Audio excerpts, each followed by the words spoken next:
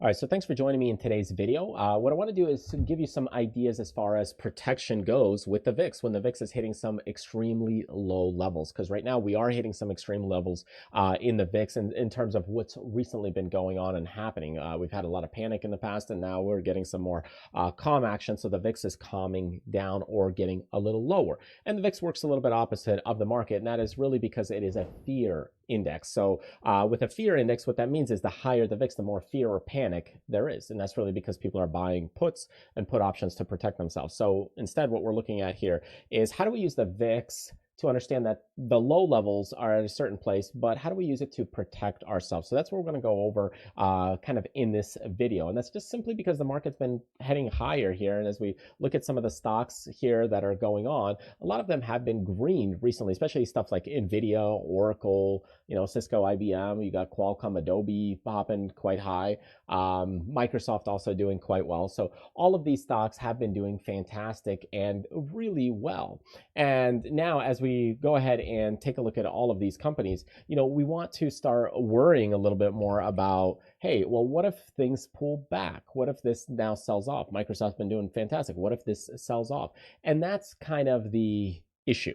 So as we take a look at the VIX, right, we're hitting some low levels here, and I got to pull up the regular VIX here on this one.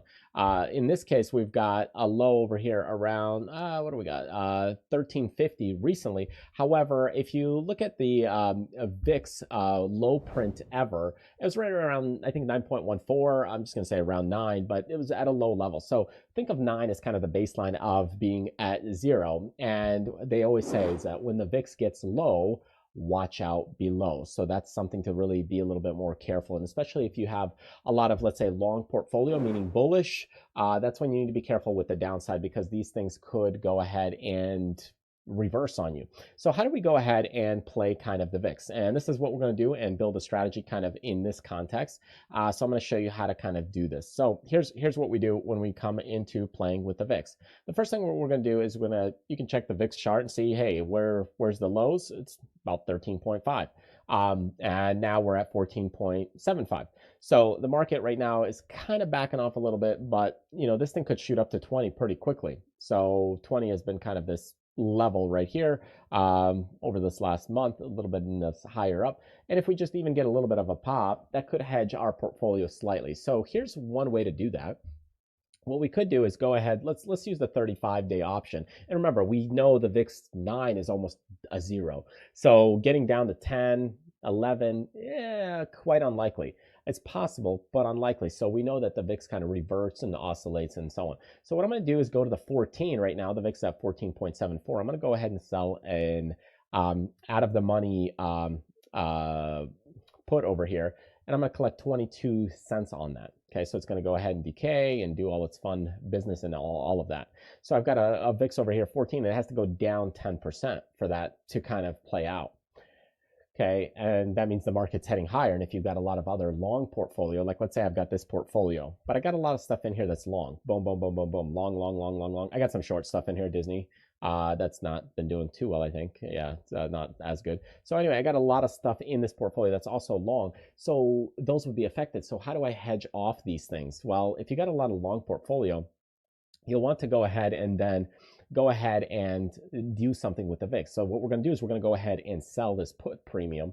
Okay, so step one is go ahead and sell a single put out of the money about 30 days till expiration. So that's what we're doing right here. So we're going to sell that one first. Okay. And then the second step, what we've got is we're going to go ahead and go in and go to buying an out of the money vertical spread for about the same price. So that's really what we're aiming for, is go to about buy a vertical. So what we're trying to do is go ahead and do a little bit of a spread to pay off our other spread. So we've got a 16 and 17. I could do a 16 and 18. That'll increase that price. Maybe go to a 17 and 18. And there we go. So what I'm doing is I'm paying 27 cents and selling something for 22 cents. And in total, that's going to cost me about $5-7 to kind of make that work or, play out. So this way, if this goes down to about 14, I'm still breaking even at expiration. If it goes up to about 17, I could get out of it early as long as it kind of pops a little quickly. Now with the VIX, it is a cheap product. It's like a 14, right now, $14 thing. And since it's cash settled, you don't have to worry about assignment. But that also means you need like more contracts. So depending on the size of your trading that you're doing or position size, you will have to stack up some contracts to kind of making it work. And that is simply because, well, just a small little pop in the VIX, even with 20 contracts, let's say we do get to maybe 18, well, you're only hedging yourself by about $1,000. So this is why when you look at the VIX options and you start looking at the actual open interest here in the VIX, you can see there's a ton of contracts here in the open interest. And that is because it is a cheap product and people are using it to kind of hedge things off. But that's what I want to show you here is that, here in the weeklies, they're not as much. So look at the weeklies, not there. But in the monthlies, you can see there's hundreds of thousands of contracts to help offset that risk of it. So anyway, so this is where, hey, you're kind of risking about $100 if it kind of stays in there. And then if it pops, you can get, make $1,000 off of that. So if you need more of those, well, let's just say we go to 200 contracts here and we go to 200 contracts here. Now all of a sudden you're putting a little more skin in the game. And depending on your portfolio size, now if it pops, there's maybe about $8,000 or $9,000 that you can kind of hedge off your total portfolio in that way just through the VIX. So anyway, I hope that helps, gives you a little insight. And if it did, feel free to post a comment on YouTube. There's a ton of great people here commenting, and appreciate all your fellowship and all the things that you've been saying. So anyway, truly appreciate it. Feel free to check out some of the other videos we have, and maybe I'll get a chance to speak with you sometime in the future. You can book a free 20-minute call and chat. You can even work together for coaching and one-on-one if it's something that you're interested in. So check out our website. Links are in the description below at tradersfly.com, and I will see you next time. All right, thanks and take care.